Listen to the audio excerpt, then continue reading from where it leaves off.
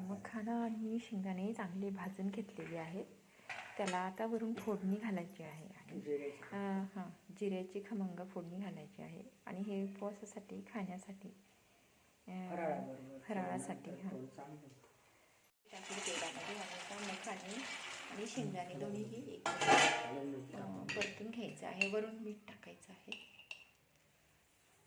नंतर कालवलं की बरोबर होईल.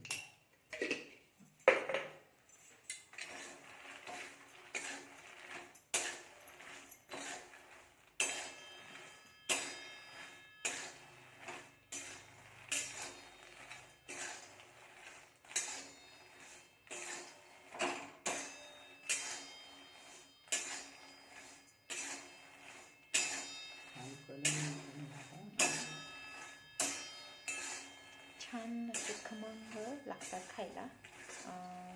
आधी भाजून घेतलेली आपण वरून गरम तेलाची फोडणी घातली.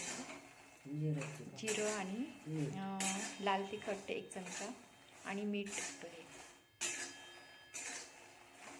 टाकतो. कढईत तेल घेतलेलं आहे आणि फोडणीसाठी जिरे टाकले आहेत. गॅस बंद केला आहे. तेल जास्त गरम झालेलं आहे तर